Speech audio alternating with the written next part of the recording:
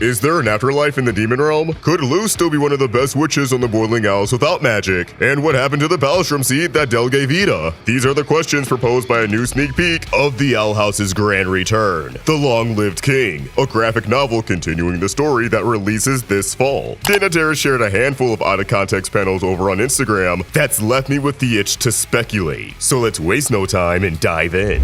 These images finally give us a look at the manga-inspired art style this book is going for, and I gotta say, I'm a big fan of this direction as someone who keeps up with a few ongoing shonen myself. If we're still milking nostalgia out of every moderately successful cartoon in 5 years, I would adore if the Owl House came back for a special or limited series that adapts this style with the right animation to accompany it. Give us designs that look like this, with animation that's akin to the new Avatar Aang the Last Airbender movie, or, staying in the realm of Disney, the recent anime-inspired soccer cartoon, Dragon Strikers. Tell me that wouldn't be a visual feast for the ages. Staying on topic, the first image Dana shared features a conversation between King and the Collector, seemingly in the Collector's bedroom within the Archive House. Albert can be spotted alongside King, so I'm guessing King borrowed him from Ida in order to flap to the castle. King asks Collector if he knows what comes after death, a topic that'll heavily weigh on him after Ida says something to the Titan that forces him to come to the terms with the fact that he'll outlive everyone around him. It makes sense King would turn to the Collector for this, as they're both nigh immortal beings who will live far longer than they probably want. Hell, at least we know King will eventually die of old age. The jury is still out on if celestial beings like the Collector can kick the bucket at all. They seem like entities who are above mortality as a whole, which is why the only way to defeat them seems to be sealing them away. The Collector already doesn't seem to have the greatest grasp on death, so no disrespect, but I doubt he'll really have anything all that profound to say, and instead, he'll introduce King to an unhealthy coping mechanism, setting up the Collector's own arc in this book where he'll be forced to mature a bit and stop running away from heavier topics and the complicated emotions that accompany them.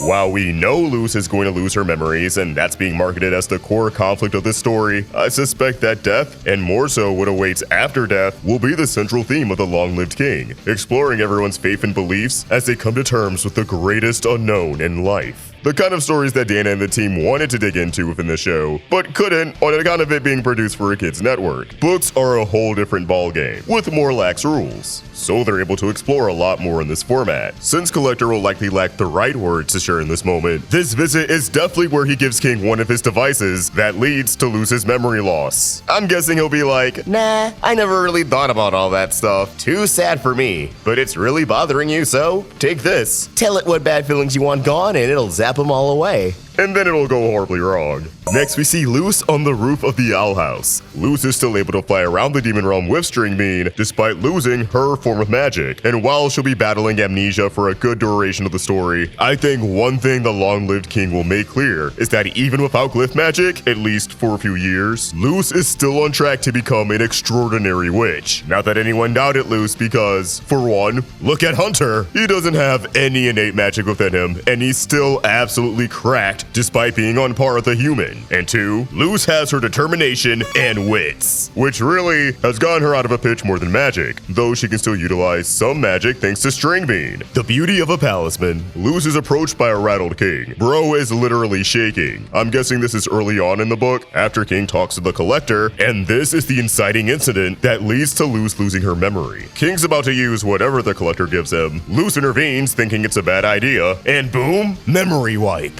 Our next image shows someone, likely Luz and Ida, being introduced to Palstrom Grove, a location that we actually first saw in the credits of Watching and Dreaming during the time skip, where we see that Hunter has become Del's apprentice. Hooray for healthy familial ties! Presumably, this grove is what became of the Palstrom seed Del gave to Ida back in Season 2's Elsewhere and Elsewhen. Unless Del just has a stash of Palstrom seeds we didn't know about, but that wouldn't have nearly as much emotional weight. The Palstrom Grove is a section of the forest managed by Del, the Bat Queen, Willow, and Hunter, that not only provides shelter to the Palisman, but I assume is restoring their original living conditions. How they lived in the wild before Bellows decimated the population in his effort to keep the curse at bay. Next, we have what appears to be a ritual being performed by Darius, Gerbil, Alador, I think Rain, and another character that I can't really pinpoint. Four of them are carrying a pot full of abomination water as they're guided by Darius. Just like Amity on the initial cover for this book, everyone here is wearing traditional Boiling Isles clothing. I mentioned in my last video on the Long long-lived king that this is actually a concept from a scratched episode centered around Arborgeist, a witch holiday on the Isles. But now that we have these panels, I'm guessing they're just carrying over the attire, but not the holiday. And instead, something or someone else is being honored here. Holidays and traditions are returning to the Boiling Isles now that Bellos is gone. Woke is back in the demon realm, baby! Yet, I don't think this is going to be a super cheery occasion, as these drawings have a real somber vibe to them. I suspect that this ceremony is honoring the dead, maybe for everyone who died thanks to Bellos' manipulation over the many centuries he was in the demon realm. And this is what gets Ida and King talking about the fact that the young Titan will inevitably outlive them all, sending him on a downward spiral. Finally, we have this panel of Ida going, "What?" She also appears to be wearing traditional Boiling Isles clothing, so again, we can assume whatever's happening on the Isles is something that all witches are partaking in. To the right of Ida, we can see a tiny bit of another panel that seems to confirm she's in the forest, and I believe this spiky hair belongs to her mother Gwendolyn, going off the length. So this is likely the scene where everyone introduces Ida to the Grove, showing her the long-term impact to one of her many contributions to restoring the Boiling Isles and moving on from the Bellos era. We're a little over 2 months away from this novel releasing in stores, so if you haven't already, be sure to support the Owl House's future by pre-ordering a copy stat. But for now, that's all I got for you guys, and I'm curious to know what you think. What are your thoughts, theories, and predictions around the long-lived king based off these new images? Let us know in the comments down below, and keep the conversation going over on Twitter and Instagram at AllStrickFox and at Roundtable Vids. Shout out to Art with Coda for another banger thumbnail. Be sure to give him a follow over on Instagram and check out his YouTube channel. And if you enjoyed this video, be sure to like and subscribe to the Roundtable with notifications on so you never miss a video. Thank you so much for watching, and I hope you have an awesome day. Peace!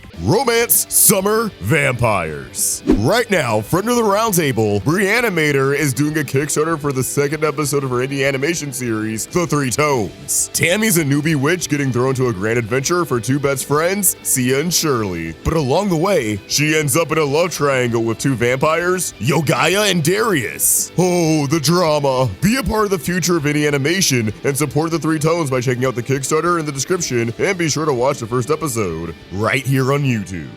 What we do here is go back. Need something to throw on while you draw, study, or sleep? Roundtable Rewind's got you covered. So why not take a stroll down memory lane and subscribe? No one can tell me what to do. See you there.